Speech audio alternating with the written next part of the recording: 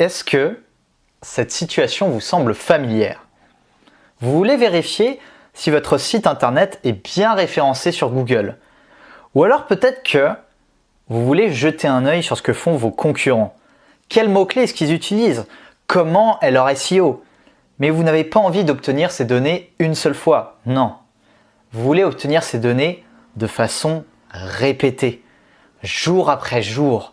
Semaine après semaine. Mois après mois. Vous pouvez obtenir un parfait aperçu de votre SEO grâce au web scrapping avec Octoparse. C'est un outil gratuit d'ailleurs, si jamais vous voulez le télécharger, on vous a mis le lien en description. Avec Octoparse, vous pouvez scraper quotidiennement beaucoup d'informations sur Google. Le nombre de résultats que vous pouvez obtenir en fonction d'un mot-clé. Les recherches organiques de la toute première à la toute dernière. Les pubs, les recherches similaires et beaucoup de choses encore. Aujourd'hui, on va scraper les recherches organiques en fonction de 3 mots-clés différents. Je m'appelle François et bienvenue dans ce tutoriel.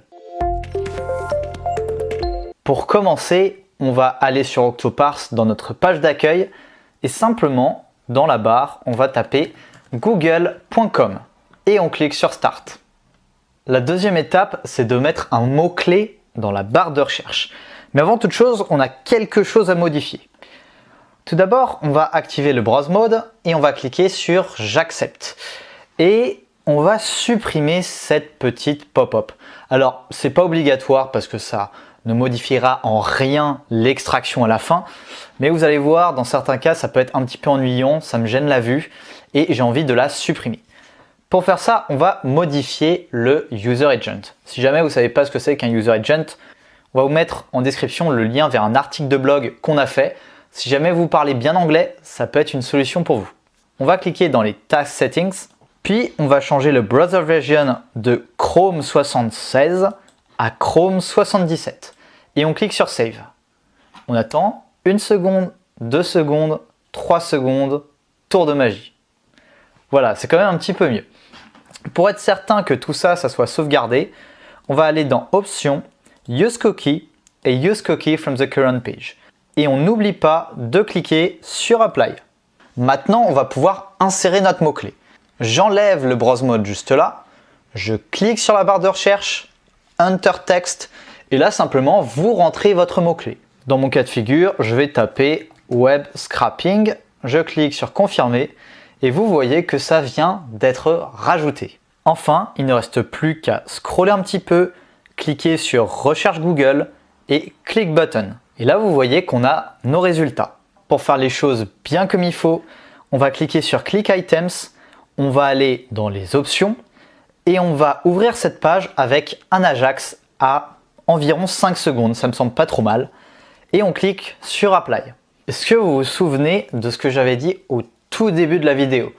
L'objectif de ce tuto, c'est d'extraire les recherches organiques de 3 mots-clés différents. Et c'est ce qu'on va faire.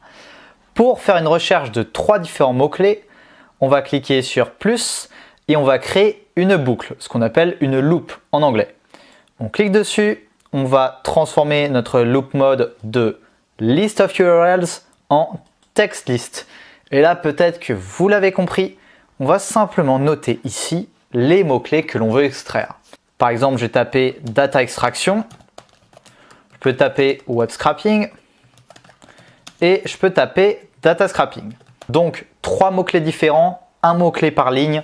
Je clique sur Confirmer et sur Apply.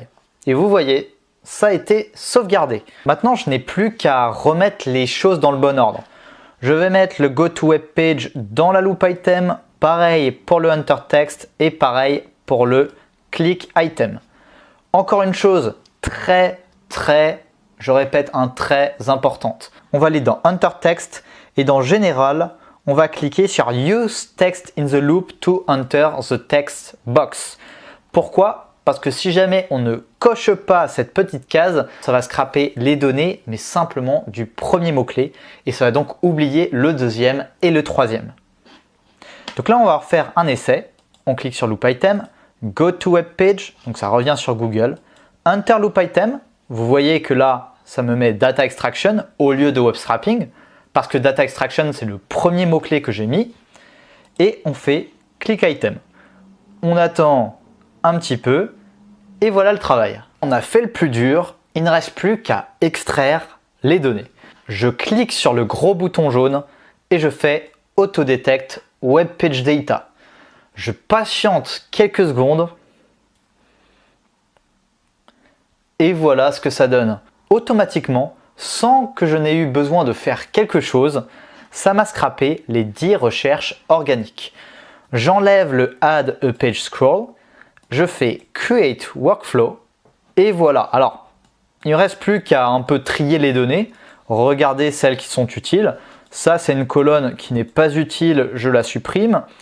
Celle-ci également, ça ne servira à rien. Donc, au final, je vais garder seulement 3 éléments, à savoir le titre, l'URL, ce qui est quand même intéressant, et une partie de la description. Alors simplement, je double-clique, je tape description. Il y a encore un dernier truc que j'ai envie de rajouter. Ce n'est pas obligatoire, mais ça va vous aider à ne pas vous emmêler les pinceaux. Souvenez-vous, on veut extraire les données de 3 mots-clés différents. Alors, pour faire une distinction entre ces 3 mots-clés, je vais rajouter l'URL de la page, page URL, et voilà, on le met au début, et c'est parfait. Maintenant, je te pose la question. À ton avis, quelle est la plus grande erreur du web scrapper débutant? C'est qu'il veut scraper trop vite. Rappelle-toi de la légende d'Icare. Le jeune homme qui, à force de vouloir voler trop haut, trop près du soleil, a fini par connaître une fin tragique. Et là, c'est exactement la même chose. À force de vouloir scraper les données trop vite, on va se prendre tout un tas de captcha et on va se faire bloquer très rapidement. Pour limiter ces risques, on va ralentir le processus. Je vais alors cliquer dans Extract Data, dans Options, Wait Before Action et je vais mettre un temps d'attente de 3 secondes à chaque fois. Je clique sur Apply. Et voilà, c'est tout, c'est vraiment très simple, mais c'est une étape indispensable. Si jamais vous êtes encore avec moi après tout ce temps de vidéo, bravo, parce que vous avez terminé votre tâche. Il ne reste plus qu'à la sauvegarder et à lancer votre tâche. Si jamais vous avez gardé l'option gratuite d'Octoparse Run on your device, ça fonctionne très bien. Et si jamais vous avez choisi l'option premium Run in the cloud, ça vous permet d'aller un petit peu plus vite. On va faire Run on your device et il ne reste plus qu'à patienter. Bingo, c'est un succès. On clique sur Export Data, on l'enregistre dans un fichier Excel, on ouvre et voici le résultat final. J'espère que cette vidéo a été claire. Si c'est le cas, n'hésitez pas à nous mettre un like et à vous abonner à la chaîne parce qu'on va faire régulièrement ce genre de contenu. Quant à moi, il ne reste plus qu'à vous dire à bientôt.